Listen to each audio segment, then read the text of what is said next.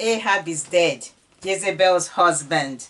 We saw that in the First Kings. His son Ahaziah is now king of Israel.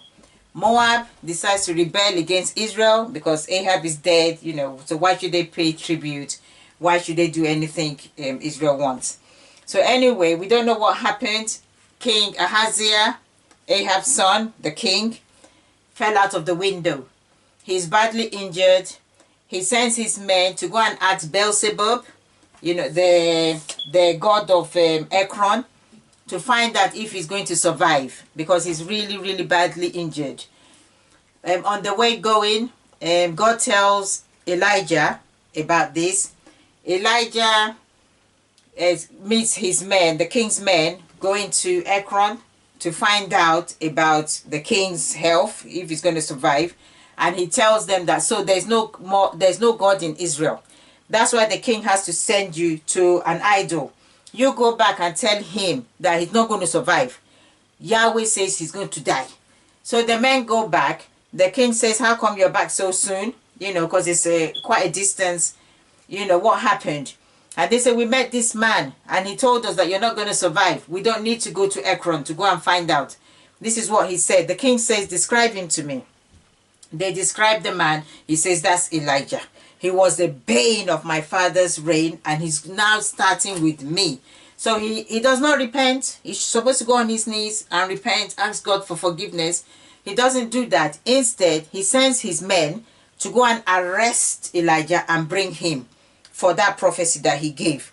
So the first 50 and the leader, they go off to where Elijah is. The leader tells Elijah, man of God, come down this moment. The king wants you at once. Elijah says, if I am a man of God, fire will come down now and destroy you and your 50. And it happened. The king decides to send another batch. They also go forward. That leader also is rude. He tells him, if you're a man of God, come down now. The king wants you. Elijah repeats the same thing. If I be a man of God, let fire fall. Fire fell, destroyed that company. The king sends a third batch. Go and arrest Elijah and bring him to me. The third one, the leader, he's humble, he's respectful. He goes on his knees. He bows on the ground before Elijah. Please, man of God, spare my life and spare the life of my men. We have families, wives and children. I am only doing my job. The king says I should bring you. Please, you know, I'm begging you, spare my life. He comes respectfully. He's humble. He doesn't come in that proud, haughty way like the other two did. The Lord tells Elijah, go with him. So Elijah goes with this company and he repeats the same thing to the king. You are not going to survive this fall. You are going to die. And he does die. After Ahaziah dies, Joram becomes king. Now it's time for God to take Elijah to heaven. So Elisha, his assistant, is going with him, is following him. So when they get to a place, Elijah will say, I'm going up to Bethel. You can wait here for me. I'm just going to pray, sacrifice, and then I'll come back. And Elisha said, I'm not going to leave you. Anywhere you go, I'm following you. He followed him to Bethel. They got to Bethel. Elijah tells him, okay, I'm going off to Jericho. You can wait here for me. Elisha says, I'm not waiting. I'm going to come with you. We'll go to Jericho together, which they did. So they wanted to cross over into through the Jordan. Elijah takes his cloak, smites the river Jordan. It splits into two. They cross over on dry land. You know, we saw that miracle happen in Joshua when they entered into the promised land, when God split the Jordan for the children of Israel. Some prophets tell Elisha, do you know that today God is going to take your master away? Elisha says, I know. I do not want to talk about that right now, because he has to focus. He wants to concentrate. Make sure he does not miss his opportunity. So Elijah asks Elisha, what do you want from me? What do you want me to do for you? He says, I want the double portion of your anointing. You know, that's what I want. You know, it's like a firstborn's inheritance, because they get the double portion, which is why it was doubly sad when Esau just gave his inheritance away just like that. over a bowl of porridge, because they get a double portion of inheritance from their fathers. So essentially, this is what Elisha is asking, a double portion of the anointing, of the blessing, of the power of Elijah. Elijah says, what you have asked is very difficult, but if you see me when I'm taken away, it will be yours. So they are walking along, and then there came a chariots of fire with horses of fire. It splits both of them, and the whirlwind takes Elijah up.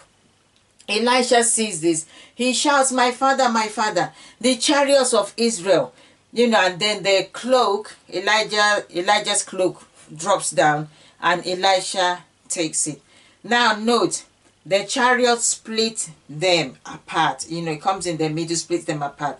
It was the whirlwind that took Elijah up. Most of the films, Hollywood films, shows Elijah going up in the chariot, but he goes up in the whirlwind. So Elisha rents his own cloak. He picks up Elijah's cloak that dropped, and he has to go past the river Jordan once again. He takes Elijah's cloak and he smites the river Jordan. Where is the Lord God of Elijah? The river Jordan parts. The prophets see Elisha coming, and they know that the anointing, the spirit of Elijah, is now on Elisha. So they bow before him, they pay him homage. And then the first miracle that he does is, well, before he does this first miracle, the prophets say they should go and look for Elijah. That maybe the whirlwind has just placed him on some mountain somewhere. Elisha says no, they shouldn't go and look for him. Elisha knows that Elijah is gone, but they insist. So he says, okay, you can go. After 3 days, they come back. They haven't found Elijah. Elisha says, I told you not to go and look for him. So the first miracle that he does is they came to him to say the waters were not pleasant. They're bitter like Mara. So the vegetation will not grow. Seeds, plants don't grow there because of the bitter water in Jericho. So he gets salt, and then, you know, he prays, and the waters become pleasant to drink. So that was the first miracle. We don't know if the waters were bitter because of the curse Joshua put on Jericho. You know, you remember. So maybe that's why the waters were bitter, or maybe it's just the land. But through Elisha, the waters became pleasant to drink and was no longer bitter. So people could be there. Now some youths or teenagers, not like little kids, young adults, they came and they were mocking Elisha. Go up, Baldy. Go up, Baldy. Probably in reference to Elijah going up. And he gets vexed. He's just lost his master. So obviously he's grieving. And here are some young adults, you know, taunting and mocking his bald head as well. So he places a curse on them. 2 she-bears come out from the woods and slays 42 of them. So there's a war against Moab. The kings of Judah and Israel decide to go out to war, and the king of Edom joins them to go out to this war. There's no water. So they go to Elisha to help, that they're all going to die of thirst and the enemies are going to kill them. There's no water for them or their men or their animals. Elisha should help. Elisha doesn't want to help initially because they're worshipping idols and stuff. But because he respects Jehoshaphat, he says, okay, he'll help. They should all dig trenches and it will all be filled with water in a miraculous way. So they did that, and there was water. Well, in the morning, the people of Moab saw this water, but thought it was blood, because there's not supposed to be water there at all. It's a desert, arid place. They thought it was blood. So they thought the people had turned against each other and killed each other. So they decided to come out to take the spoils. And that was how they walked into an ambush. And the battle was fierce. Israel were winning. But then the king of Moab took his son and sacrificed him to Chemosh, their god, which made the Israelites so disdained and, you know, going they quit the battle. It stopped. It just ended like that because of that sacrifice. Now a widow goes to Elisha. Her husband was a prophet. He died in debt. He was poor. And the debtors now want to take her sons. And she's a widow. These are the sons who provide for her. If they take the sons, then she's basically left with nothing. So she goes to Elisha to help. Elisha asks, what do you have in the house? She says, just this little bit of oil. He tells her to go and get empty vessels, empty jars, empty jugs from all her neighbors and start filling them up with the oil. And she does that.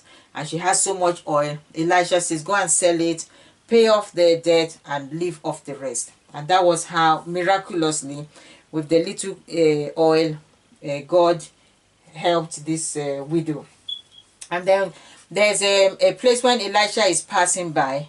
He always stops at this couple's home, you know, just to refresh himself as a traveler.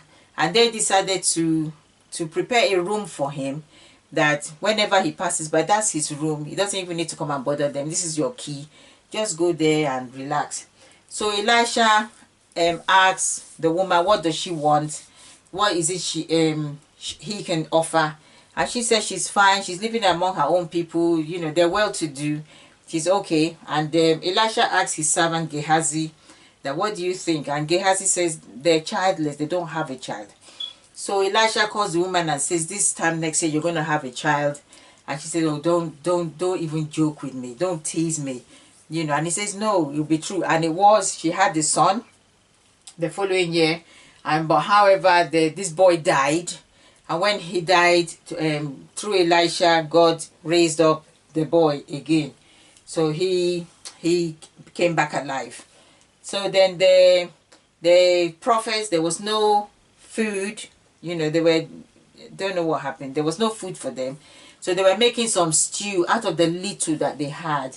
But the herbs that they put inside the stew is poisonous.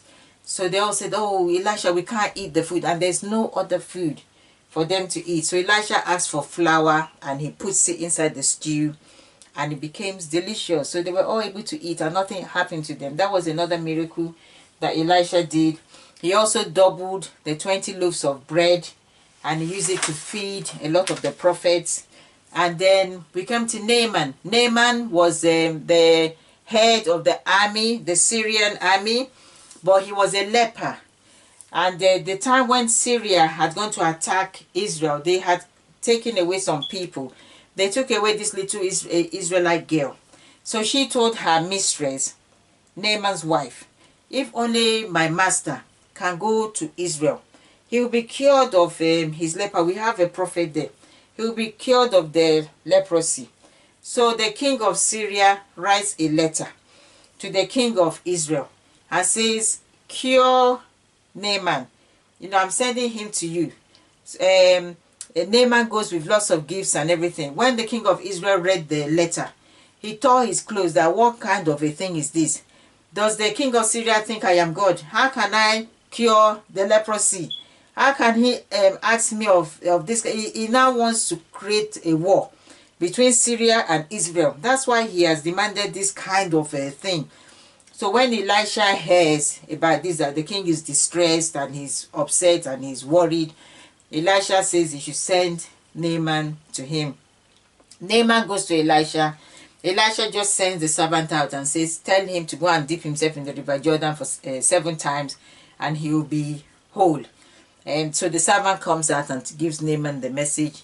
Naaman is cross, he's furious that a big man like him, he sends the servant. I thought the prophet would come out and wave his hand around the place and speak in tongues and my leprosy will go. Instead, he tells me to go and dip myself in the river Jordan. Are there no better rivers? That dirty river Jordan. And he's furious and he wants to start going. And then his men tell him that if it asks you to do something more difficult than that, you will do it. Why don't you just go and dip it? It doesn't cost you anything. So he listens. So you see, in a way, Naaman is quite good. These are his men. He is the head of the army. And he wasn't too proud to listen to his men. You know, so I admired him for that he can listen to the men under him. So he listened to his men, he went to the river Jordan, he dipped himself in, he came out, he was whole. He was so happy. He went back to Elisha with all the gifts. He says, man of God, you need to take this, you need to take this. Elisha says, I will not take anything from you. Freely I was given, freely I give. I don't want a penny. You know, take all your things. He insisted. Elisha says, no, I don't want any gift from you. You know, so he says, okay, you give me something. Can I take some of the sand from here so that when I go back home, I will put it there and I can worship Yahweh on that sand? You know, Elisha says, that's fine. But Naaman, however, says, but I will still be worshiping our own gods, because my master worships those gods, and I go with him into the temple. So I don't have a choice. Elisha does not rebuke him or anything. And then they set off and they start going. Gehazi, Elisha's servant, has now seen all the gifts that his master Elisha refused to accept. So when they were going, he now ran and they chased after Naaman and his entourage. Naaman stops. He gets down from his donkey, his horse, and he asks Gehazi, I hope everything is okay. And he says, yeah, my master has just received some visitors. And he says that, can you give him some of the gifts? And Naaman gives him double. Even he has to put it on top of 2 servants to help Gehazi carry it. So you must know it's quite a lot. And then before they get to the house, Gehazi takes it off those servants quickly and hides it so that those ones can go before Elisha sees them. And Elisha calls him and says, Gehazi, where did you go? He said, I didn't go anywhere. I've been busy doing my duties. He said, did my spirit not see you when you went to collect those things from Gehazi? Even though, what is wrong with you? So the leprosy of Gehazi will cling to you and to your descendants forever. That was how Gehazi left the service of Elisha. So he missed out there, because Elisha, you know, from Elijah, he got the power, the spirit.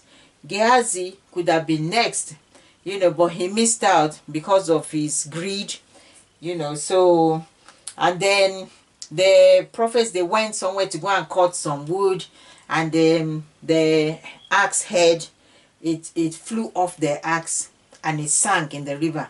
And the guy shouted and said, oh no, it's somebody's axe, I borrowed it.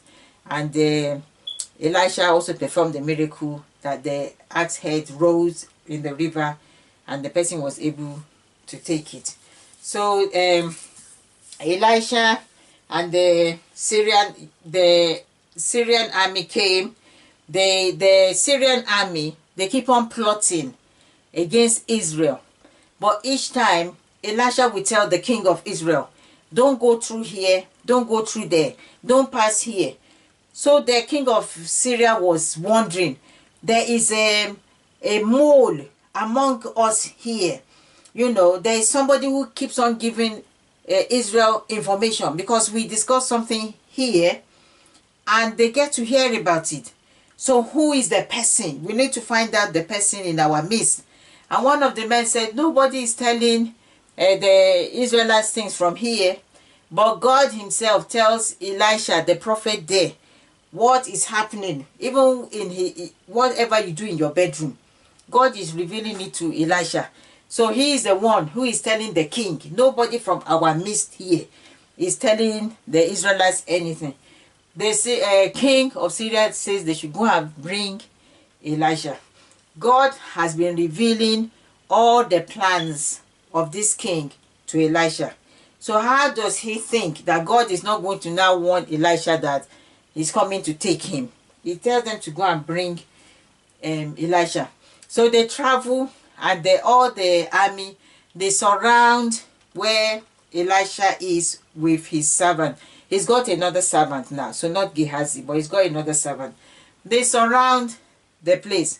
The servant comes out. He sees all this army. He's fearful. My father, what are we going to do? Oh, we are dead. See all these people. Elisha prays that God should open his spiritual eyes so he can see. So when the servant's eyes were opened, he saw the multitude of angels and horses, from the Lord of hosts. He saw them surrounding multitude. So Elisha told him, greater are those who are with us than those who are with them in the world. We have more people on our side. So the servant was reassured. And then Elisha prays to make them all blind.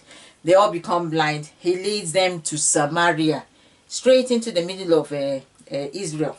The king asks Elisha, should I kill all of them? Elisha says, don't kill them. You know, even if you had captured your enemies, you won't just kill them. Give them food and water and send them back. So that happens, and they ate, he sent them back. So Syria decided not to attack Israel anymore. So King Ben-Hadad of Syria, this was afterwards, decides to lay siege around Samaria. He decides that he's going to stay there with his men until they all starve to death inside Samaria. That eventually they will either open the gate and let them come in and capture them, or they will all starve to death. And those days, armies don't mind to stay outside for months until the inhabitants either starve to death or they surrender. So they are outside, and the king is on the wall. You know, he doesn't know what to do. They can't go out. Nobody can come in. They are under siege by the Syrians. And a woman calls out to the king, oh king, help. And he says, I can't even help myself. What do you want? He said, because there's no food, you know, because they're all inside now. They cannot go out. There's no food. My neighbor said we should kill my son and eat him. And that tomorrow we will eat her own son. So yesterday we killed my son and we ate him. And today now I said, bring your own son, let's eat him. But she has hidden her son. And the king tore his clothes when he heard this, that so all this is going on, you know. So God has deserted Israel. So he decides that they should go and bring Elisha. He's going to kill Elisha because he's blaming what God is doing on Elisha, because Elisha is God's prophet. So he decides he's going to kill Elisha, you know. But when they went up to Elisha, Elisha tells the king that this time tomorrow there's going to be food in abundance. The king's officer scoffs that, you know, this can never happen. How can there be food in abundance when there is nothing today? Elisha says, you will see it with your own eyes, but you will not taste of it. So there are some lepers who are outside the city. They cannot go in because they are lepers. The Syrians they've laid siege. The lepers are outside the gate. So they tell each other, if we don't live here, we're going to die. We cannot go inside. Let's go to the Syrian camp. Maybe we can surrender ourselves to them and they will give us food. Or if they will kill us, they will kill us. Either way, you know, it's better than just sitting here and waiting for death to come. So these lepers went to the Syrian camp. But the Lord has sent noise. So the Syrians had fled because they thought like a mighty army were coming. They had fled and left everything. So the lepers went into the city and saw food, saw drink. They ate and ate. They took stuff. And then they said, what we are doing is bad. Let's go and tell the Israelites, our brothers are inside dying of starvation and all the food is here. So they went and they let the king know. You know, at first the king thought it was a trick. Maybe they're just hiding so that when they go there, they will lay siege. But later they found that it was not a trick. And that was how the city was saved. Everybody was able to eat. But in their rush, you know, because they opened the gates, in the rush for all the people to go and get food, they are starving, you know, even killing their children to eat. They trampled on that officer who scoffed and said it will never happen. And he died. So according to Elisha's words, he saw, but he never tasted of it. So the woman, Shunem, she had left her home for 7 years, I think maybe because of the famine. And she came back, but she couldn't get her land.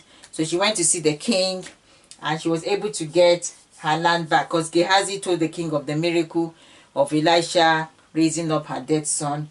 You know, then Ben-Hadad, the king of Syria, was sick. So he sent Hazael, his man, to go and ask Elisha if he will recover. Elisha tells Hazael that he will not recover, but tell him that he will recover. And then Elisha starts to weep. And Hazael asks Elisha, why are you weeping? He says, I'm weeping because I have seen all what you are going to do to my people, Israel. You are going to be really wicked. You are going to slay pregnant women and cut their belly and take out the baby. You're going to be really, really evil. And Hazael says, how can I do all of this when I am nothing? And Elisha says, you are going to be the next king of Syria. So Hazael goes home. He tells the king that he's going. Elisha says he will recover. And then he kills the king, and then he becomes king. He could not even wait. But Elijah had already anointed him anyway. In 1 Kings 19:15, if you see it, Elijah had already anointed Hazael that he's going to be the next king of Syria. But he killed the king. He could not even wait for his time. So after Ahab's sons die, Elisha appoints Jehu as king of Israel. But Elijah had already anointed him. In 1 Kings 19:16, he'd already been anointed. And he was told to destroy the whole house of Ahab because of what Jehu had to destroy the whole house of Ahab because of what Jezebel did, killing the prophets, and because of the Baal worship and the idolatry. So Jehu carries out these orders. Even the temple of Baal now became a toilet for everybody. He destroys, completely wipes out the household of Ahab. After Jehu's death, Jehoaz, his son, became king over Judah. And Athaliah, the daughter of Ahab and Jezebel, kills all the royal children and becomes queen. She wants to become queen. But Joash, one of the royal kids, hides. So he's the only one that was not killed. So then later, she was killed, Athaliah. Joash becomes king. So in the book of 2 Kings, there's lots of kings, good and bad. When this one dies, either the son will take over or whoever killed that king will take over. So to know all the kings and what they did, it's better to read the book of 2 Kings, because we can't really go through all of them. Otherwise, we're going to be here for a long time. So Joash, he repairs the lost temple. He gets offering and he repairs the temple which they've just left. So King Hazael came to attack, and Joash gave him the valuables from the temple. Over in Israel, so the book of 2 Kings, you see, it talks about Israel and it talks about Judah. It talks about Israel, then it talks about Judah. So it talks about a king here and a king there and a king. So you need to know which part of the kingdom that the book is talking about to really understand it. So over in Israel, Jehoahaz, son of Jehu, he's king, he's bad, he died. After he died, Jehoash, his son, became king, he's bad, and then he died. Elisha was now dying. King Jehoash visited Elisha because he's dying, to cry and grieve that Elisha is dying. And so Elisha eventually dies and was buried, and they were going off to bury another young man. Some marauders were coming. They threw the young man on top of Elisha, and he just jumped up. He came back alive. So even when Elisha was dead, his bones were still performing miracles. Jehoash dies. Jehoiakim becomes king. They are over in Judah. Joash, who rebuilt the temple, he was good, he died. Amaziah, his son, becomes king. He's a bit good. He's not totally evil, but he was killed. Then his son Uzziah becomes king. He's bad. Over in Israel, Jeroboam becomes king. He's bad, but he's the most successful out of the kings. His son Zechariah becomes king. Over in Judah, Amaziah's son Uzziah becomes king. He was good, then he was bad. And then he had because of his wickedness, idolatry, he became a leper. So he couldn't be king. His son Jotham starts reigning even before Uzziah dies. Over in Israel, Zechariah, he only ruled for 6 months. He was bad. Shalom killed him. Then Shalom became king. Shalom only ruled for 1 month. He was killed by someone called Menahem. Menahem becomes king. He was bad. Menahem dies. His son Pekahiah becomes king. Pekahiah was bad. He was killed. Pekah becomes king. Pekah was bad. He was killed. Hoshea becomes king. The last king of Israel was Hoshea before they were captured and taken into captivity by the Assyrians. So over in Judah, Uzziah's son Jotham becomes king. He died. His son Ahaz became king. He was bad. He ordered the model of an altar. He went to Damascus. He saw an altar of an idol, and he orders it to be built, the exact model, to be built in Judah, and to offer sacrifices on it. Just, really, really bad. And they did that. So Ahaz died, but they did not bury him in the royal grave because of what he did. So the Assyrians had captured Israel, and they brought in, the king of Assyria brought in new inhabitants to occupy Samaria. But because they were not worshipping Yahweh, they were doing other things. God sent lions to kill them because they were not obeying the laws of the land. And so the king of Assyria had to send one of the priests that was taken into exile to go to Samaria and teach these new inhabitants the law of the land. So this priest had to now teach them how to worship Yahweh and what they're supposed to do. And we will see in the book of Ezra, I've taught it, I'll add the clip to the end of this, when King Cyrus said the people can go back. And so when they went back to rebuild the temple, there were already some people occupying the land, so it wasn't completely empty.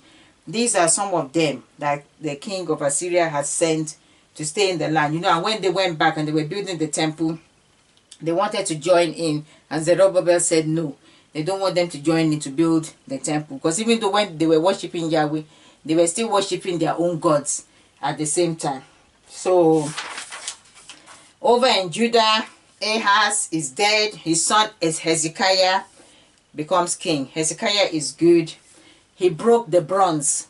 The snake, the serpent that Moses made in book of Numbers, because God sent serpents to kill the people. They were rebelling and mumbling and groaning and whining. God sent snakes to start biting them and dying. But Moses built this bronze serpent. So when you look at it, you'll be okay. So you will not die. They had now started worshipping it. It had become a god. It become an idol. So Hezekiah broke this bronze serpent that Moses had built. They called it Nehushtan. So he was the best king of Judah. King Sennacherib attempted to attack Judah. So Hezekiah gave him all the gold from the temple. So he did not take his army away. The army was still there, and they were threatening Hezekiah that nobody can help him. If he likes, he goes to Egypt. If they can't help him, even God cannot help him. So King Hezekiah tore his clothes, and he went into the temple, and he sent a message to Prophet Isaiah. And Prophet Isaiah told him that don't worry, he's not going to do anything. King Sennacherib is not going to succeed. He's going to hear some bad news, and he will go home, he will leave them, and he will be killed. And that happens. He goes home. That night, an angel of the Lord kills 185,000 Assyrian army. King Sennacherib hears some news. He goes home, and he's killed by his own 2 sons. So King Hezekiah becomes sick, and he doesn't know if he's going to die. So the prophet Isaiah told him that he's going to die. King Hezekiah started weeping and praying, reminding God of everything he's done. How he tore down the idols, how he got people to start worshiping God again. And God told Isaiah to go back and tell him that he will survive, he's not going to die, and God is going to add 15 more years to his life.